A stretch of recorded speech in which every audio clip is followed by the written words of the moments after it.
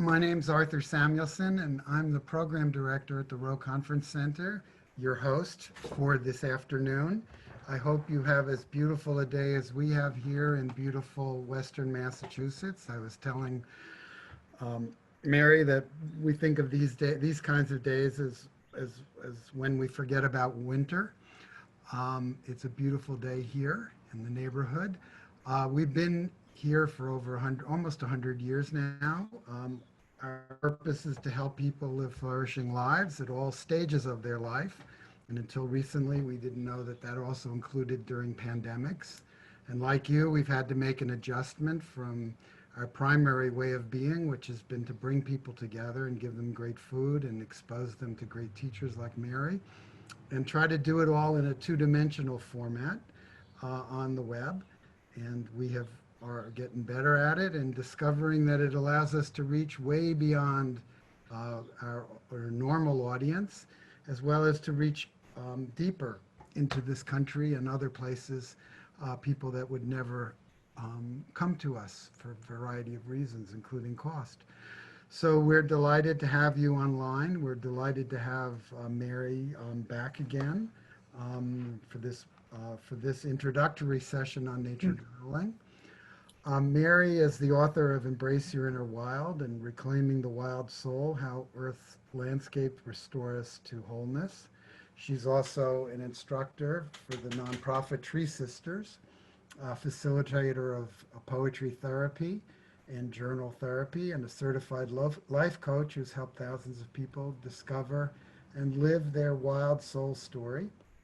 She's the founder of Write the Damn Book, a program that guides writers on the historic journey from procrastination to publication, and is a core faculty member of the Therapeutic Writing Institute in Wheat Ridge, Colorado. Welcome, Mary.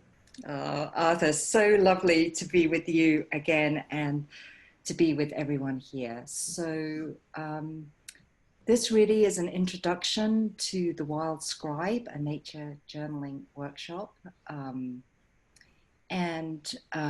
It is a full packed session. So let's begin with just taking a few deep breaths together.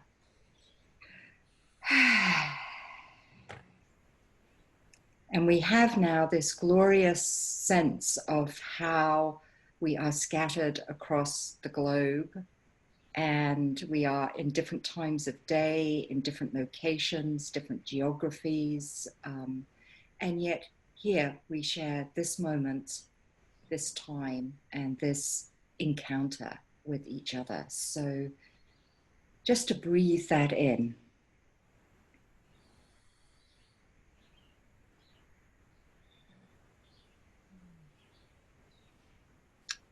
Oftentimes when I take my journal out into nature, I like to read a poem to begin. To me, nature is the greatest poem of all. And I think she rather likes being read poetry. I have a sense sometimes when I read a poem that I can feel the birds and the trees and the grasses sort of leaning in.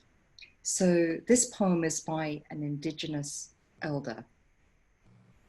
And it really speaks, I think, to the theme of today's call, which is deepening attention.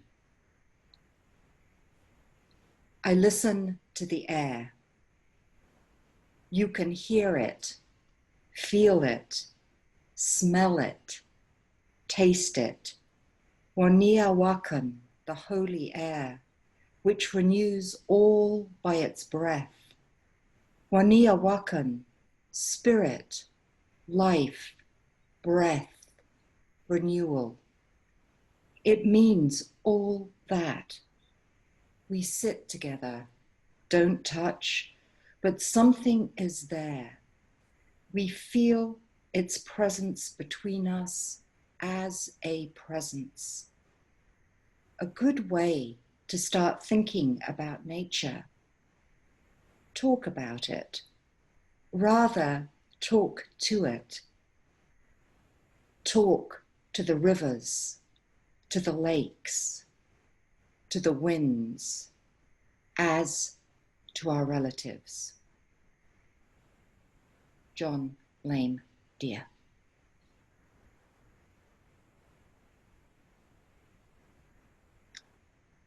So for me, part of reading a poem when I go out in nature is to really open to a conversation.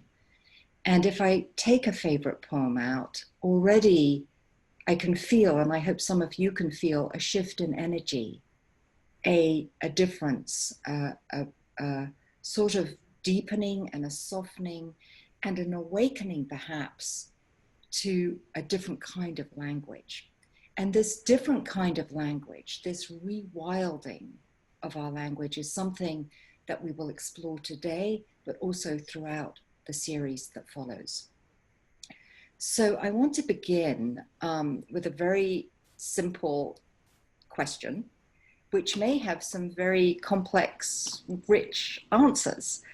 And the question is really, why keep a nature journal? Now, I'm aware that some of you will be avid nature journal writers, well practiced. Others of you will keep journals, but not necessarily nature journals. And others of you will be people who said, you know, gosh, I'd always rather like to have kept a nature journal. So just ask yourself, why keep a nature journal? And I'm going to ask you to put just one answer, don't put a list, but just one answer into chat. I won't be able to get to all of them, but we'll read some of them out loud. So just for now, ask yourself, why keep a nature journal? Thank you, Laurie, for starting us off.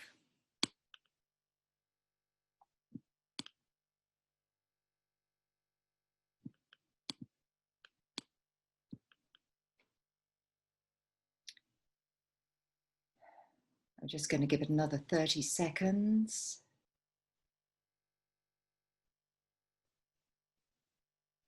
Okay. To be amazed by daily changes around me. To contact the deeper part of me. Inspiration and remembrance. To stay connected to birdsong. Notice patterns and rhythms. To connect more deeply. To remember our deep connection. To receive honest and authentic answers to my questions, connect with my own landscape, to be rooted and grounded. It's about paying attention. I feel like something is missing in my life, to record the wonder of it all, to celebrate our relationship with one another, to help me get and be present, to notice synchronicities and messages, to notice what is. Nurture, support those forgotten energies that sustain life, revisit the awe, to connect to my inner soul through nature, to notice and reflect, remember what is important, to tune into the world around us, see and hear more clearly. I do keep a nature journal, but not a nature journal. I'm not really sure what a nature journal is. Wonderful. It's a great beginner's mind place to be more present to all that nature is sharing, bringing nature into more awareness, to remember what really matters the most in my soul, to support memory and reflection. And I'm sort of dropping by the ones for deeper connection because we have a whole slew of people who are just talking about getting grounded and connecting. To use as a spark for writing poetry, especially haiku, perfect. To connect to nature and myself. To reread. To make myself notice more.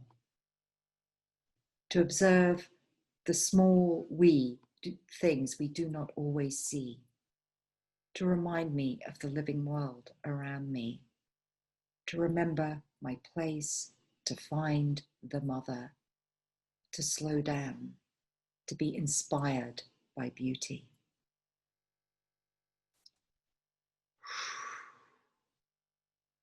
some pretty amazing, beautiful reasons for keeping a nature journal.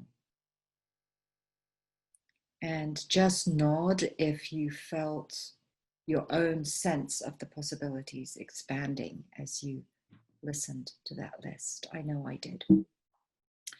And some of the things that came out is everybody, so many people longing for that deepening of connection. Also, the idea that a nature journal might be raw material for writing poetry, maybe writing essays, you know, that you begin, this is how you begin to unearth the seeds for longer writes as well. As a spiritual path, we felt a great deep sense of connecting to nature as a sort of spiritual practice, to begin to listen to one's own words, to observe, to notice, to pay attention, all of these things.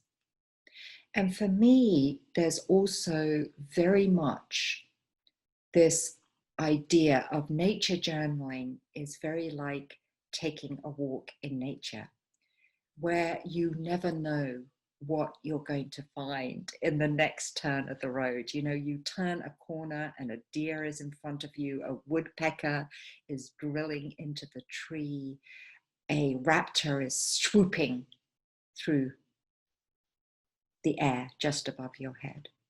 And so for me, so much part of where we explore is allowing ourselves in our nature journaling to write in a way that offers up surprise, because we get into habits about anything and everything, including our writing. So this, and I'm hoping as, you know, today, and for those that join us, you'll see that you're constantly exploring different ways of looking and speaking and writing about the world around you.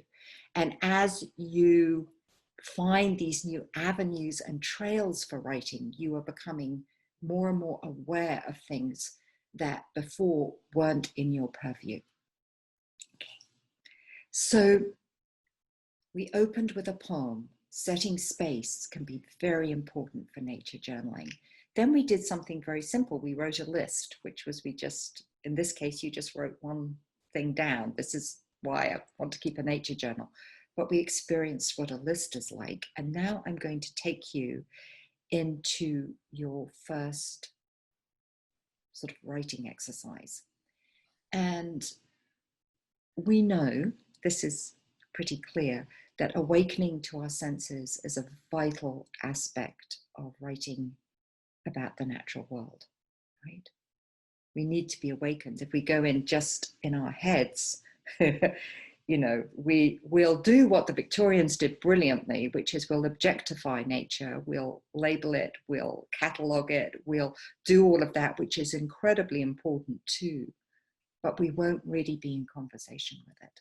And really, this is all about getting into deeper conversation, a kind of a call and response with the natural world, where we're not separate from nature, but a part of nature. So one of the ways we open up to that relationship is through all of our senses. So what I want you to do now is go out, and I'm going to give you until till the half hour. So to go out and make a list. Now, if you can go outside, please go outside. If you can look out your window, look out your window. If you can't do either of those things, enter your imagination and go to a place that you're really familiar with and list 3 to 5 things that you can see,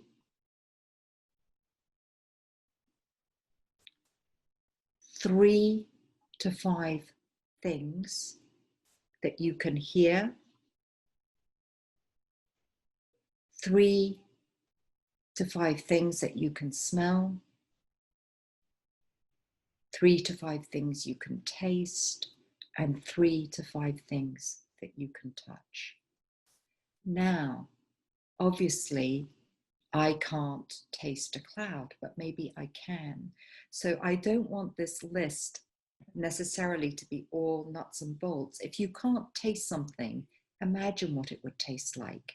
If you can't smell something, what would a cloud smell like? So feel free to evoke your deeper imaginings in this process. Okay? And so just that's it. And if you come back, if you go outside, please come back on the half hour. Are you good? If anybody has a question, please just put it into chat.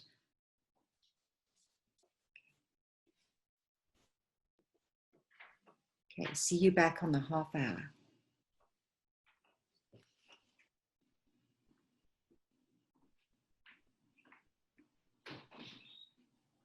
Kindly turn on your video so I can see you. And just to welcome you back. And Alan asked, good point, where am I from? I never told you. I grew up in London, but I live in Marin County, California. So I'm a woman with roots that stretch across the Atlantic for sure. And more so that I feel that myself in both places.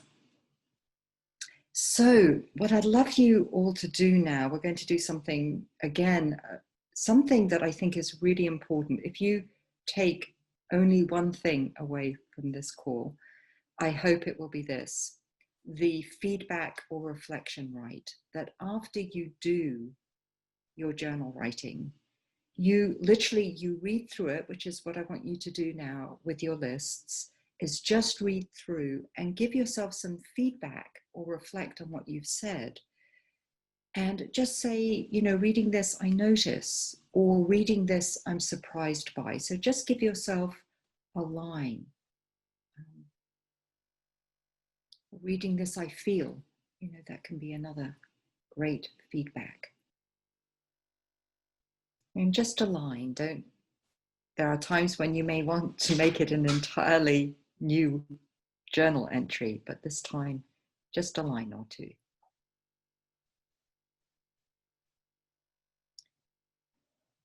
So one of the reasons this is so important is that there is, as I said, this sort of reciprocity that goes on between us and nature. So as we begin to observe more about the natural world, we also begin to observe how that capacity to observe also awakens us to other aspects of our own nature. And by doing the feedback right, which is what my friend and colleague Kate Thompson calls it, we are giving ourselves a way of really beginning to integrate the wisdom, integrate the learning, see how are we ourselves being changed and expanded through the process of writing. I love what Mary Oliver writes in her poem, A Summer Day, The Summer Day. I don't know exactly what a prayer is. I do know how to pay attention, how to fall down into the grass, how to kneel down into the grass, how to be idle and blessed, how to stroll through the fields, which is what I have been doing all day. I don't know exactly what a prayer is. I do know how to pay attention. And I think this whole sense of this deep attention to nature comes from a place of reverence, of that stillness inside of us where we are really, truly present to the world about us. And I don't say that in a religious context, but in the context of how, when we are deeply present to anything, there is a sense of reverence that is between us and the thing that we are deeply, deeply present to. So let's just hear, I would love you to just write one thing that you wrote on your list. So either a sense of smell, one, or taste or touch, and put it into chat. And let's again begin to harvest and gather a few of these things. And you might notice, by the way, that some were really easy for you and others you really struggled with. We tend to be such visual people. Seeing is often the easiest one. Not that it's easy, but it can be the easiest. Great, thank you for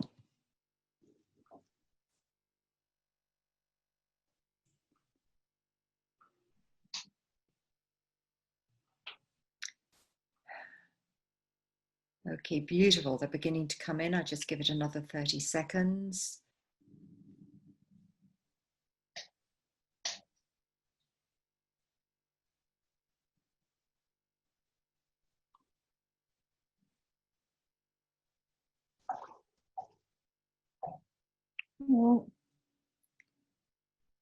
Okay, beautiful. I'm going to begin to read from my dear friend Wendy, who is listening almost to the same birds as I am because she lives literally just down the road here.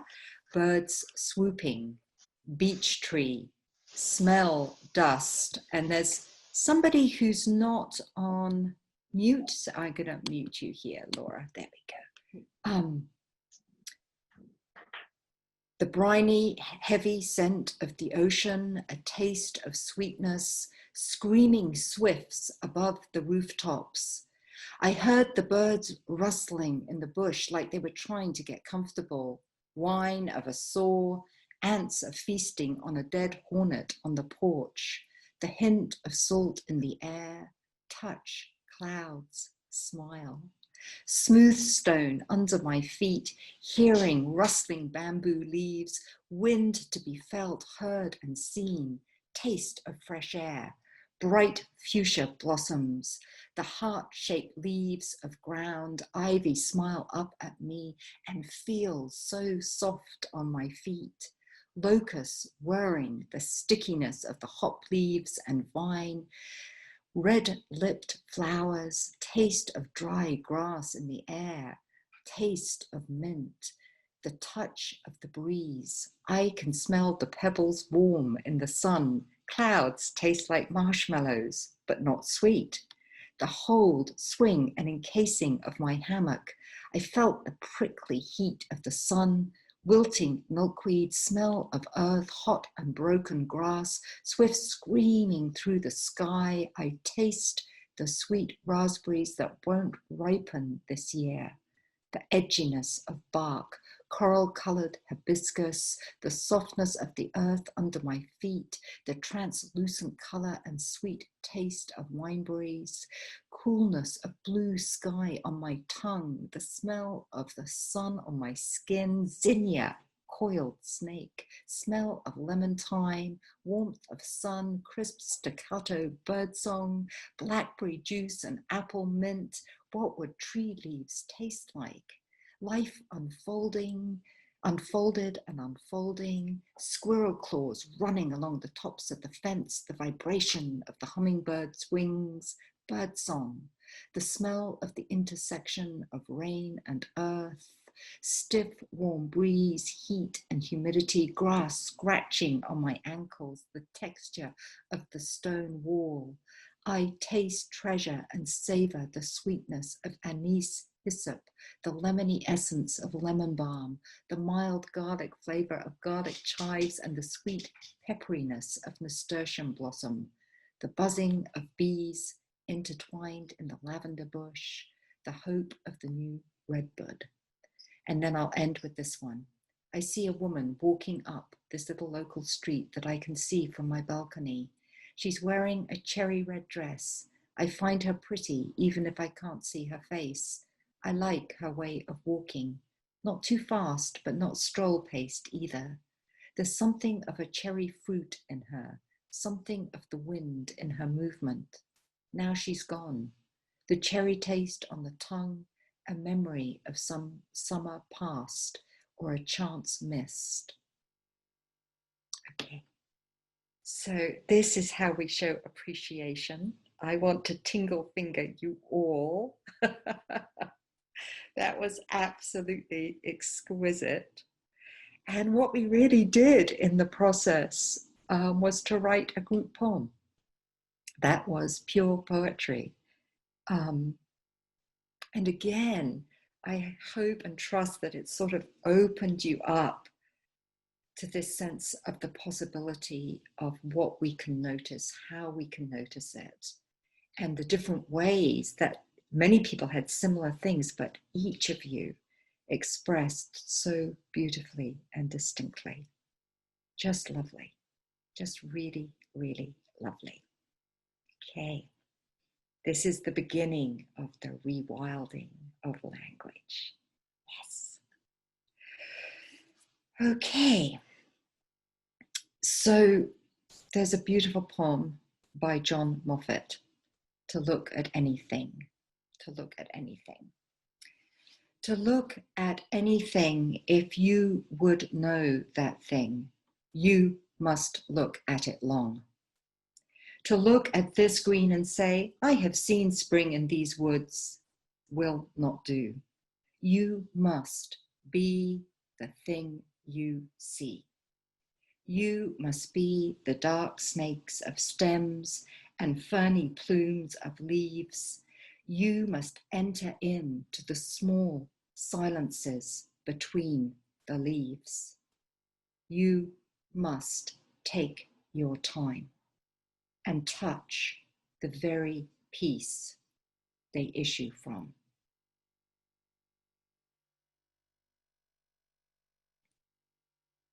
So again, this real invitation to not observe as an outsider, as looking at nature as an object, because we know that the core wounding of so much that is happening in this world is separation from nature, you know, and this longing for connection that we had so many people express at the beginning of why keep a nature journal is to really begin to dissolve those boundaries, to be the things we see, to feel ourselves as part of the natural world, as part of the landscape, as part of the more than human world that surrounds us. And how we do that is through, in a way, this constant dance between looking out, looking in, speaking to, deeply listening to, and back and forth. So our next rite is really about holding the whole sensory experience of today, everything that you have felt and tasted and touched and seen and heard, and bringing it in to something you want to say about all this. So I'm going to send you outside with a very simple springboard to begin your rite. And that is simply, I believe in. And using little springboards like this are very useful in your journal writing, because just a few words can get you launched and have you go somewhere. But before you launch into I believe in, what I want you to do is really presence yourself. Again, if you can go outside, please do. But really presence yourself. Maybe even look through your list one more time. Don't look at it like a cat looks at a mouse, but softly let it sort of dissolve into you. Have it be a part of you. And get really settled into your body, into your awareness before you begin to write. So you might want to take a couple of minutes of this 15-minute write. Actually, I'm going to make it a 10-minute write because I want you to write quite quickly. So I'm actually going to just take a minute, the first minute, to really presence yourself. And then, my math is the worst thing about everything, come back at 5 minutes before the hour. Okay, you to be able to read your shares. So don't share them in the chat room yet. They're beautiful, the ones that are here, but let's leave it for now because you're going to go into breakout groups and share. And you have 4 more minutes. 4 more minutes. And for those of you that have finished, do your feedback, right? Just look through what surprised you. What did you notice?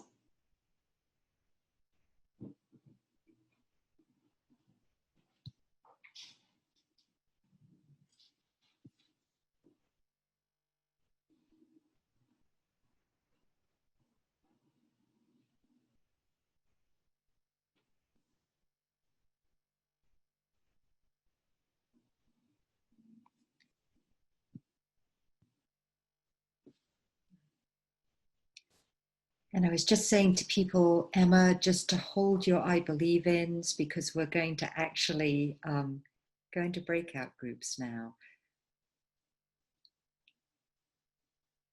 So what you did was really a free write. A springboard will jump you into a free write, which is really simply a way of following your imagination, of allowing the pen to flow on the page. And as it does, you just allow whatever is in you to emerge. And free writes, they can be 3 minutes long, 5 minutes long, 10 minutes long. And it's amazing, even in 5 minutes, you probably noticed you can write a lot.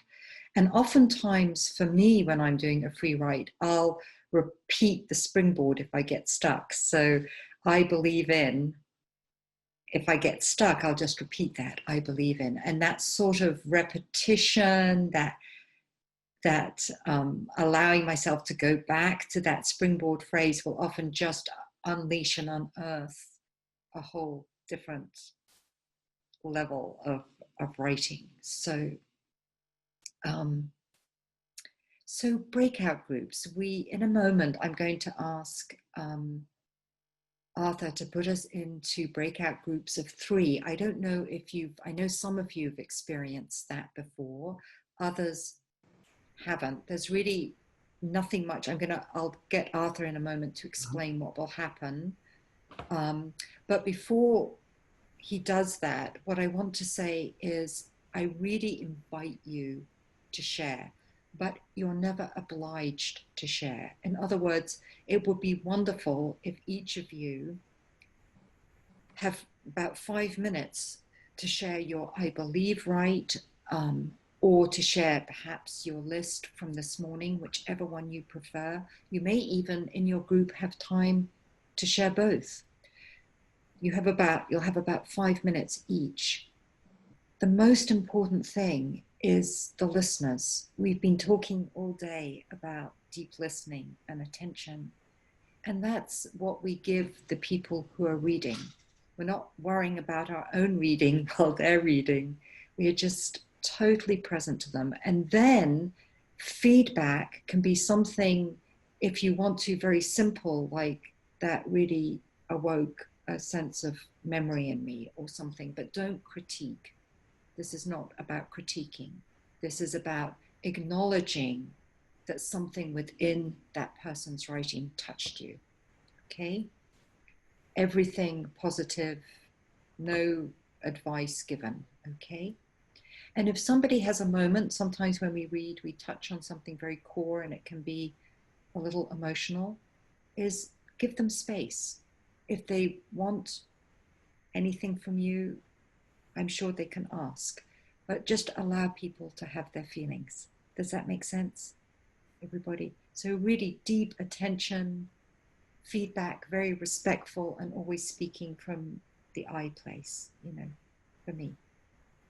Okay, good. And you don't have to share, and if you don't want to share anything about your writing, though I do think there's tremendous power in that, then just share about your experience, okay? So Arthur, if you would explain a little bit about the feedback. Well, we're going to put you into breakout rooms of Zoom automatically assigns people to two to three participants per room. How much time do you want I, people to have? ideally, I want everyone 3 to a room and a total of 15 minutes, so we each have 5 minutes. Okay, so 15 minutes from now, you'll get a 5-minute warning, letting you know that we're getting close to the end. And I'm going to put you in the rooms now. Hi, everyone. Did you all get into your groups okay? We had, was it Sonia somebody who was, we couldn't hear you, but we hope you were part of the conversation. I was with Barbara.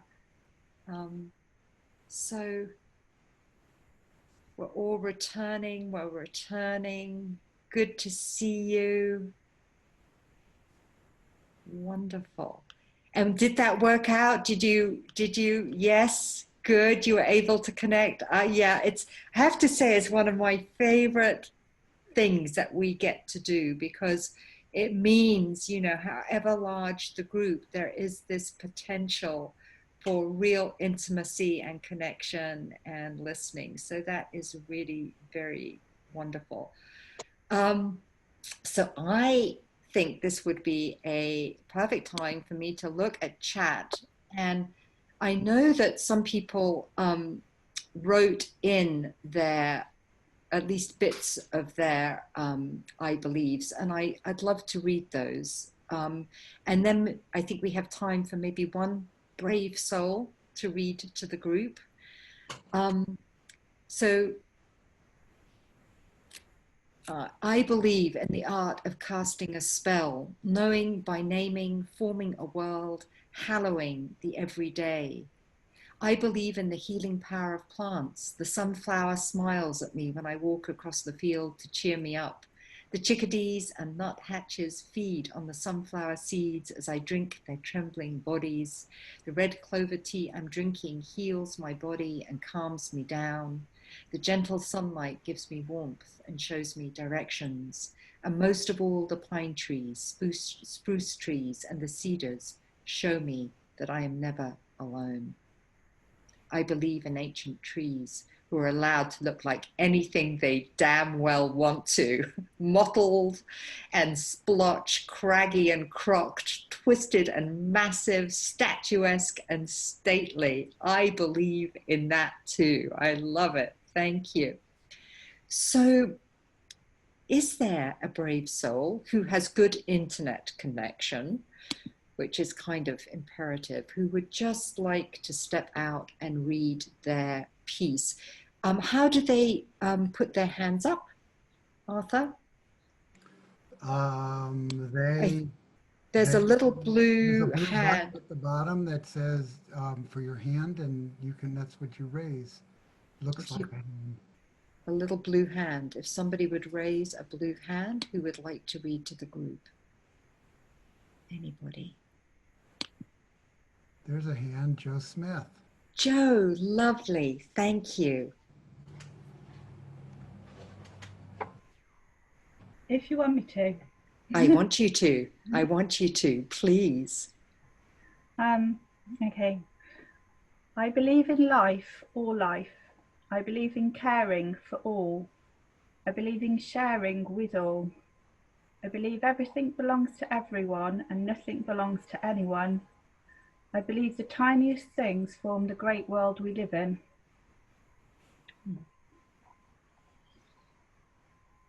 Beautiful.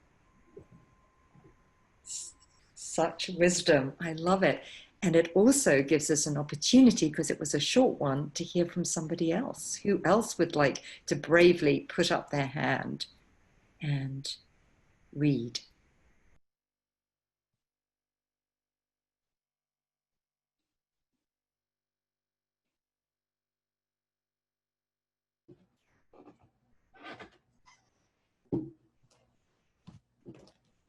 Lori and Hope. Thank you. I couldn't see them. Laurie, would you please unmute yourself? Sure. I believe that everything is here for a reason. Every weed, every bug, every plant, every tree, whether lovely, invasive, or poisonous, they have a place and a purpose. I do not need to know the botany and science behind every growing thing. It is enough to know that the natural world has its cycles.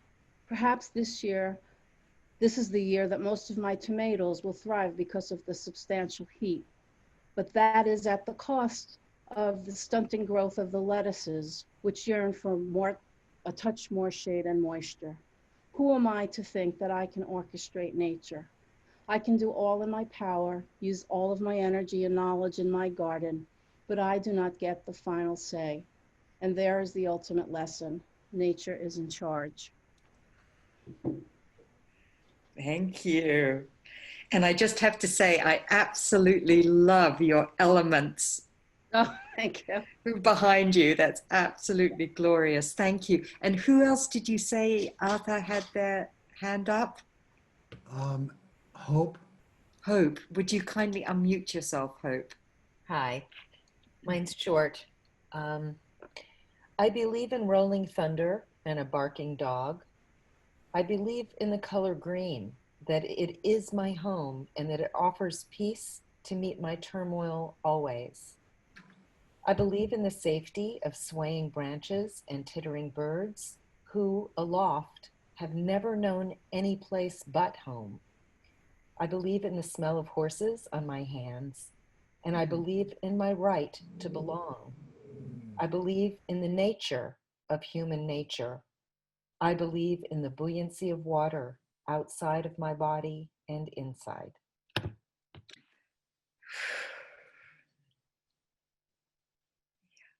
Beautiful. Were you surprised, any of you, by what emerged? Anybody want to speak to something they noticed that surprised them in that I believe right? And if you would put up your hand.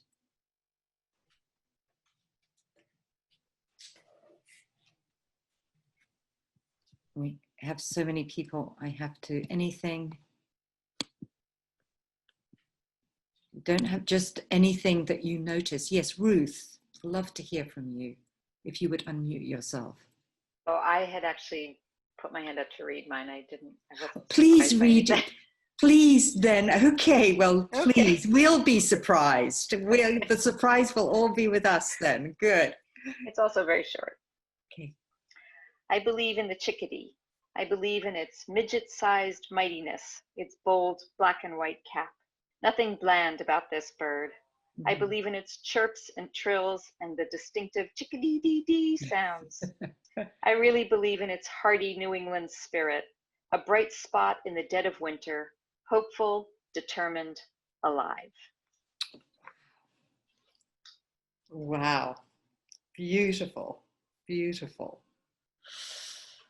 Ah, what a great ode or homage to the chickadee. That's absolutely glorious. So thank you, everybody.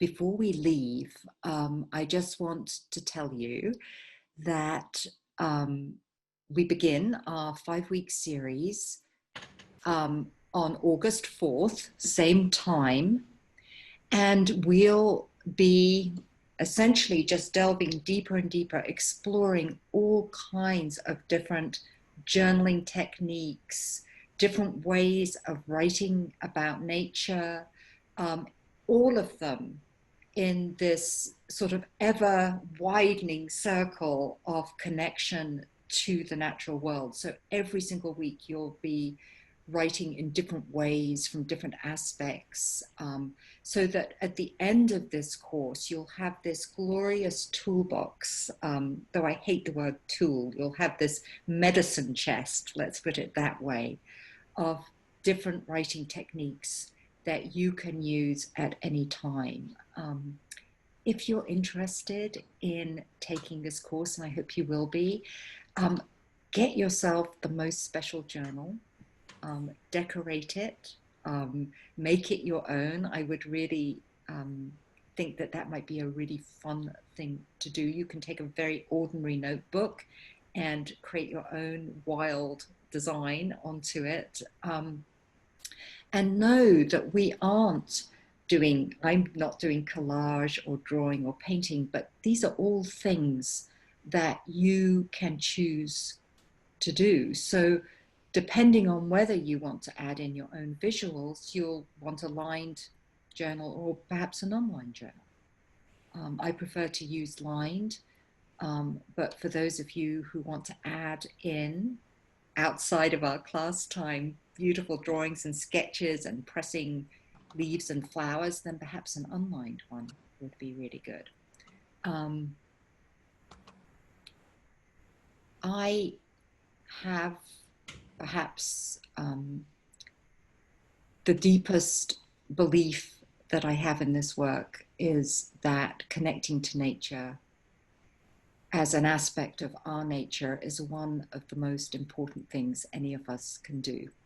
That rewilding our own souls is actually a prerequisite for rewilding the world. And keeping a nature journal is one way to go about that. It's really about discovering those hidden roots, those lush leaves, those wild aspects, those instinctual, intuitive parts of who you are, those undiscovered wild places within you, sort of untrammeled, unworn, because you haven't necessarily gone there before. So this is really also a journey of self-discovery. And it begins and it ends with deep attention.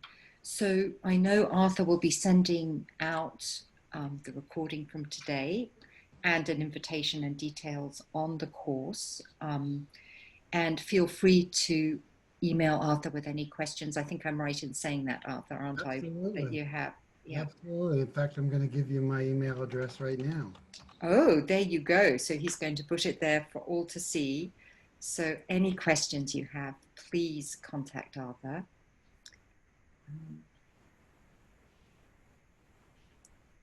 And there it is, arthur@therosecenter.org. Could not be easier. And I just want, before I end with another quote by the divine Mary Oliver, I just want to thank you all for your lush, rich, beautiful participation today. You are glorious. Your voices are amazing. And whatever you decide to do, I hope you'll go on taking your journal out into the world and writing about what you see, feel, taste, smell, and notice. This is a quote by Mary Oliver, and it was in a book called Our World, with photographs by Molly Malone Cook, who was her beloved and partner of many, many years. And this is what she wrote about attention, and I think it's so profound that I really want you to leave with these thoughts. It has frequently been remarked about my own writings that I emphasize the notion of attention. This began simply enough to see that the way the flicker flies is greatly different from the way the swallow plays in the golden air of summer. It was my pleasure to notice such things. It was a good first step. But later, watching Molly when she was taking photographs and watching her in the dark room, and no less watching the intensity and openness with which she dealt with friends and strangers too, taught me what real attention is about. Attention without feeling, I began to learn, is only a report. An openness, an empathy was necessary if the attention was to matter. So keep on paying attention. Bless you. Thank you.